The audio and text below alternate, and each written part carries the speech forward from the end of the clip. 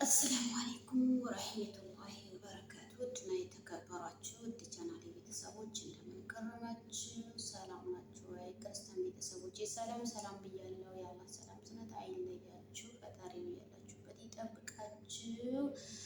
ዛሬ እንግዲህ ልንወያይ የመጣንበት ጉዳይ የሚወደን ሰው በጣም ከልቡ በጣም ከራሱ አስፈልጦ የሚወደን ሰው ሊጠላን ይችላል ወይ በሚለው ነው የምንወያየው። ላይክ፣ ሼር፣ ሰብስክራይብ እያደረጋችሁ ቤተሰብ እንድታደርጉኝ በትህትና ጠይቃችኋለሁ። ቤተሰቦችም ደግሞ ላይክ፣ ሰብስክራይብ እያደረጋችሁ እንድታበረታቱኝ በትህትና ጠይቃችኋለሁ ማለት ነው። አሰላሙ አለይኩም ወራህመቱላሂ ወበረካቱ።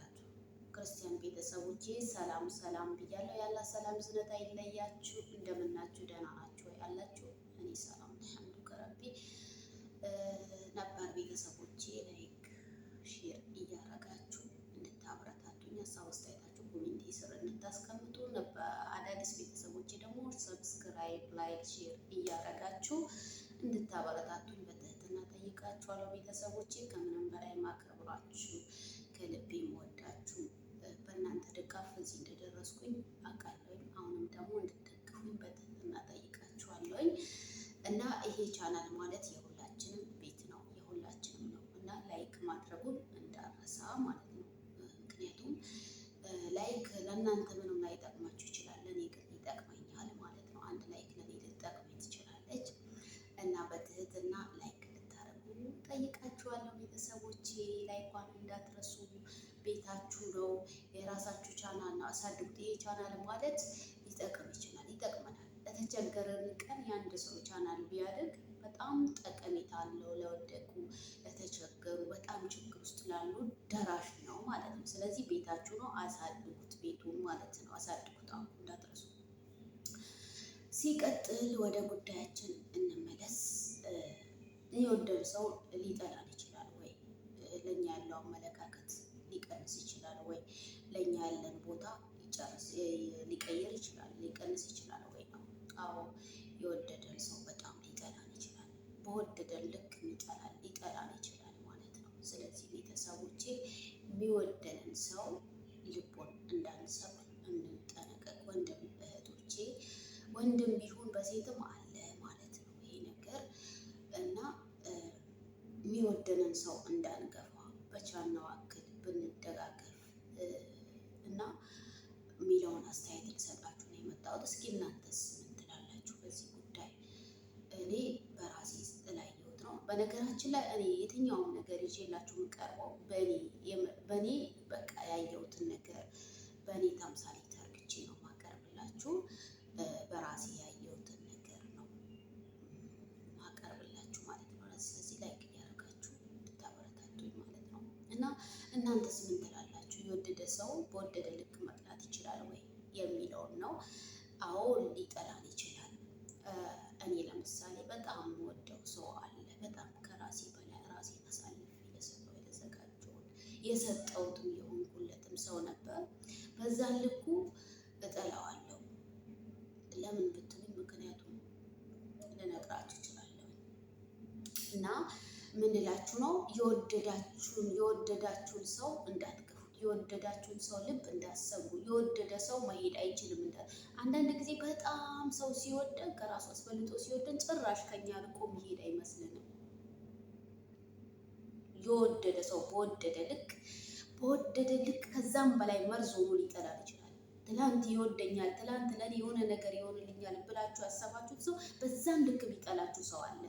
የምሬ ነው ብላችሁ በጣም ነው የሚጠላችሁ፣ በጣም ከልክ በላይ።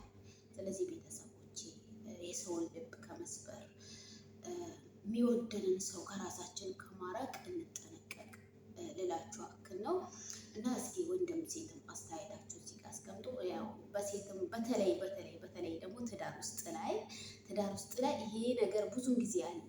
እኔ ስላየሁት ነው እና ተው፣ የምንዋደድ ሰዎች በተለይ ትዳር ውስጥ ያለን ሰዎች እንደጋገፍ። ትዳር ማለት ትርጉሙ ምንድን ነው? አንዱ ለአንዱ እኔ ብስ አንተ ትብስ ተባብለን ያለውን ነገር ተመካክረን እንድንኖር እንጂ አላህ የፈቀደን አላህ ፈቅዶ ያስተሳሰረን እኛ ለምንድን ነው አላህ ያስተሳሰረንን እኛ ልንፈታው የምንታገለው ለምን? እና ይሄን ነገር እስቲ ሁላችሁ ማስተያየታችሁን ኮሜንት ላይ አስቀምጡልኝ። የወደደን ሰው ሊጠላን ይችላል ወይ የሚለውን እኔ አዎ ሊጠላን ይችላል። እናንተስ እስኪ ሀሳባችሁ ምን ይላል? እና እስቲ ንገሩኝ። የምሬ ነው ብላችሁ እኔ በጣም በቃ በጣም የማልሆንለት ነገር የለም። ለዛ ሰው በቃ ራሴን እስክስል ድረስ ነበር የምወደው እና ምንድን ነው ብትሉኝ ብዙ ነገር አለ። ሁሉም ደስተኛ ሆኖ ሁሉም ስቆ ወጥቶ ሲገባ ደስተኛ እንዳይመስላችሁ። ሁሉም ቆሞ ስታዩት፣ ሁሉም ለብሶ ስታዩት ሰው እንዳይመስላችሁ። ውስጡ ብዙ ቁስል አለ ሁሉም ሰው። ስለዚህ እስኪ እናንተስ ምን ትላላችሁ በዚህ ጉዳይ? ያላችሁን ነገር እስቲ ሀሳብ አስተያየታችሁን አስቀምጡልኝ። እኔ አዎ ሊጠላን ይችላል በእርግጠኝነት። የሚወደን ሰው ከራሱ ከምኑ አስበልጦ የሚወደን ሰው የገፋችሁት ዕለት፣ የጎዳችሁት ዕለት፣ የበደላችሁት ዕለት በዛውን ልክ ይጠላችኋል። በዛውን ልክ። በእርግጥ ትዳር ውስጥ ያለን ሰዎች ደግሞ ተስፋ መቁረጥ የለብንም።